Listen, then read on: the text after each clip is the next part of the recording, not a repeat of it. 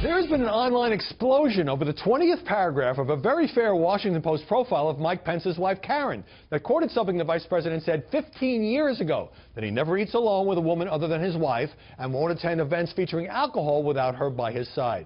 Here's one of a zillion tweets by Mother Jones editor Clara Jeffrey. If Pence won't eat dinner alone with any woman but his wife, that means he won't hire women in key spots. VP actually has a number of high-ranking women on his staff. I spoke with Fox News contributor Molly Hemingway, senior editor at The Federalist from New York. Molly Hemingway, welcome. Great to be here. You had a great column on this in The Federalist. Talk a little bit more about the tone and the intensity of the reaction to this recycled quote from Mike Pence. Yeah, and it wasn't just tweets that you saw. It was also headlines. You had the National Post saying Mike Pence's evangelical refusal to lunch with ladies is easy to mock.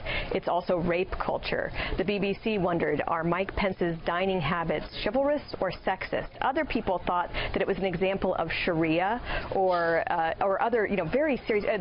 Vox actually wondered if it was illegal to not dine with someone who is not your wife. So it was just a large-scale freak out. Rape culture. It's freak out. That's the technical term.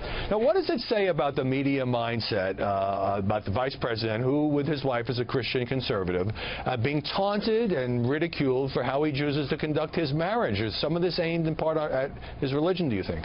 Right, and as you know, the original story actually was pretty respectful, but there is something of a disconnect with a lot of people not understanding how traditional religious believers live their life differently, or even a lack of tolerance for that. This isn't really that bizarre behavior for traditional Christians, Muslims, Jews.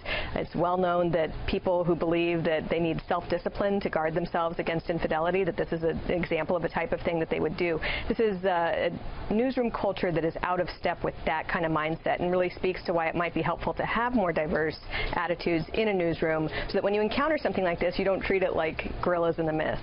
So let's say you're a liberal who thinks this is silly and old-fashioned. I still don't understand, why you wouldn't just let Mike Pence do whatever he wants. It's not like he's done something awful here. Rather than suggest things like, oh, he has to have this rule because he can't control himself around women.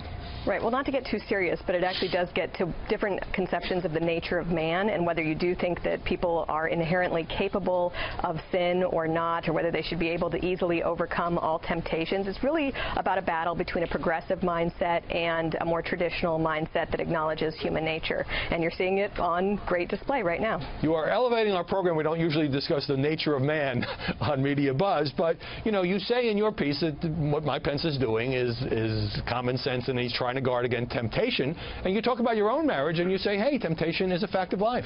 Yeah, that's what's also interesting is, we have so many news stories that come out because of scandal, because someone hasn't been faithful to their husband or wife. It is not news that a lot of marriages end in divorce, and that infidelity is a big motivator for a lot of that. So you would think that there would be a sort of better treatment when a politician, it is kind of weird for a politician to actually hold his marriage in such high regard, but the idea that this would be something to mock is not necessarily healthy, given how much damage is caused by marital infidelity. And we should probably have more conversations about how to be faithful and what makes a good marriage, because it's very good for men, women, and their children when people have healthy marriages. Molly, when you're back in D.C., do you want to have dinner? Yeah. Sounds great. But no drinking. Molly Hemingway, thanks very much for joining us. Thanks. And Mike Pence joked yesterday in Ohio he was sorry his wife Karen couldn't be there, but she had dinner plans.